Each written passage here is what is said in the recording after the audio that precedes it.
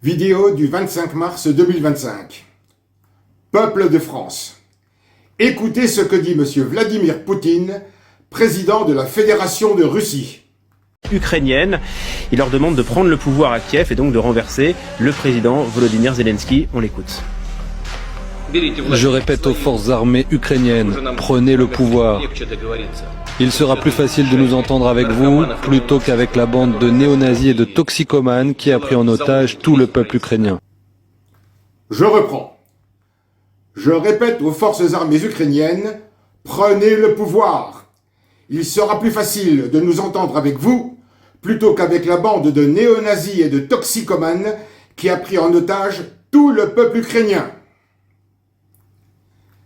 Quelle est la différence entre l'oligarchie ukrainienne qui a déclenché le conflit et l'oligarchie franc-maçonne française qui le ravitaille? Aucune!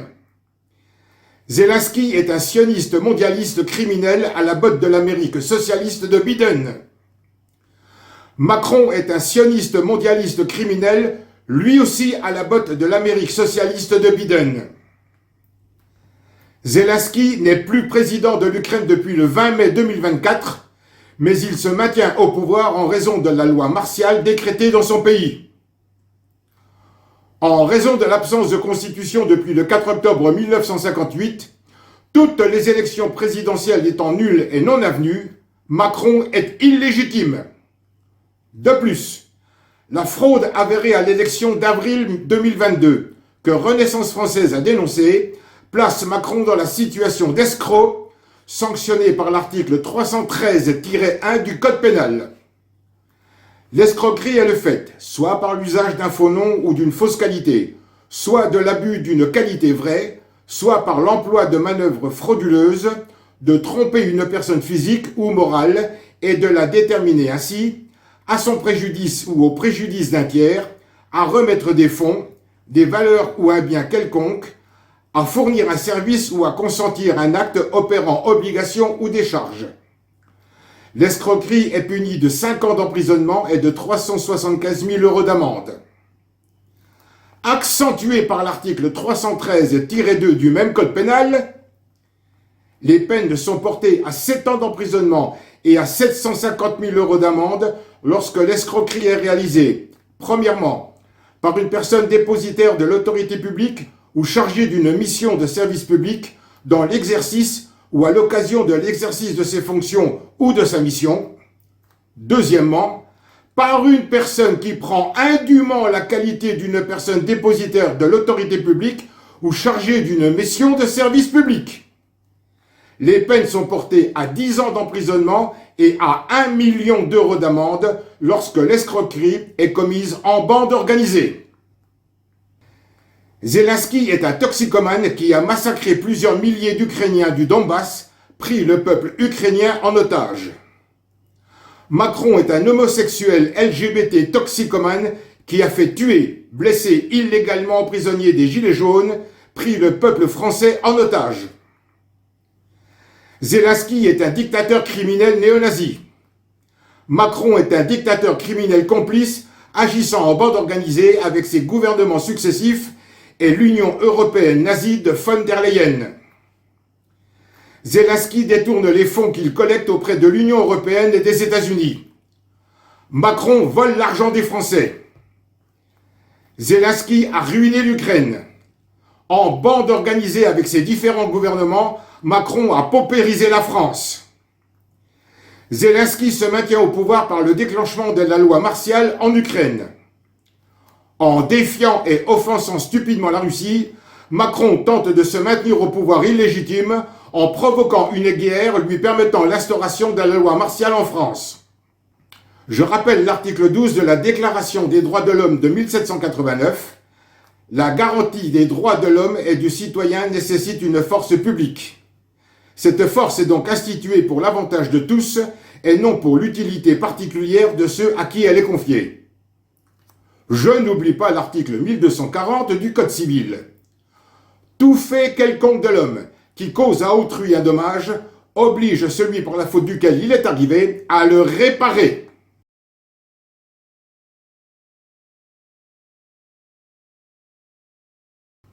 C'est après avoir dressé ce constat plus qu'alarmant, m'adressant à la majorité des militaires des trois armes, près de 80% de pro-Poutine, si l'on en croit certains sondages, après avoir procédé à l'arrestation des 61 officiers généraux mercenaires concernés par le décret numéro 2018-965 du 8 novembre 2018, la Russie n'étant pas l'ennemi du peuple français, il faut que quelqu'un le dise ouvertement, sachant qu'il ne peut pas être destitué, puisqu'il n'a pas été institué, qu'il ne démissionnera pas, étant conscient de ce qu'il attend, craignant pour son avenir.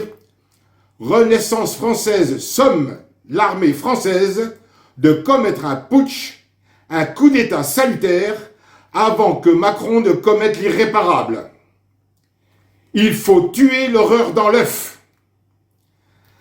Parce qu'il est inconcevable dans son esprit que l'armée puisse obéir aveuglément à un psychopathe assassin, le peuple saura s'en souvenir. Pour leur gouverne, j'affirme que toutes les lois tendant à imposer un devoir de réserve aux militaires sont illégitimes. Cela doit apaiser la conscience de celles et ceux censés défendre et protéger l'intégrité du territoire national et sa souveraineté. Certains officiers que j'ai rencontrés et des personnalités ayant eu le courage de s'exprimer dans les réseaux seront contactés. Placés sous l'égide du drapeau blanc de parlementaires prévus à l'article 32 de la Convention de La Haye du 29 juillet 1899, sachant que ce message est décisif pour l'avenir de la France, j'en assume la responsabilité.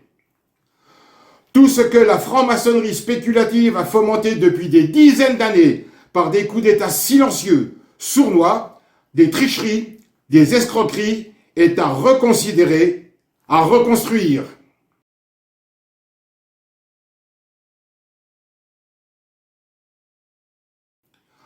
En utilisant autant de référendums qu'il sera nécessaire, remettre en question l'immensité illégitime de plus de 66 années de mensonges et manipulations en tout genre, nettoyer, curer, décaper, trier le bon grain de l'ivraie, greffer de nouvelles et saines pousses, prioritairement conjointement avec les 14 pays qui furent les colonies françaises d'Afrique et la Fédération de Russie, les autres pays fondateurs des BRICS, ceux qui les ont rejoints, rétablir de loyales relations diplomatiques, offrir une nouvelle constitution digne de ce nom à la France, basée sur les réflexions magistrales datant de 1748 de Charles-Louis de Secondat, baron de la Brède et de Montesquieu, plus connu sous le nom de Montesquieu, une toute particulièrement, voilà la tâche monumentale, gigantesque, qui attend Renaissance française et tous les volontaires patriotes.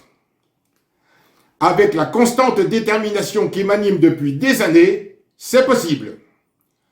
Je peux d'ores et déjà annoncer qu'il n'y aura plus de guerre. La dictature, la corruption, l'injustice, l'abus de pouvoir, la manipulation, le mensonge seront constamment contrôlés 24 heures sur 24, tout au long de l'année, et sévèrement sanctionnés. Ça fait plus de 7 ans que je travaille sur le sujet. Il existera toujours des hors-la-loi, des menteurs, des tricheurs, des incompréhensions, des tensions, des dissensions, mais plus de guerre à proprement parler, dont c'est chaque fois le peuple qui en fait les frais.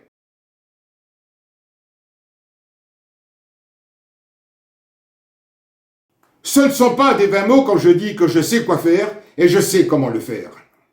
Suite à mon périple moscovite de janvier dernier, j'ai eu une pensée respectueuse pour le Metternich des temps modernes, référence mondiale en matière de diplomatie, M. Sergueï Lavrov, ministre des Affaires étrangères de la Fédération de Russie.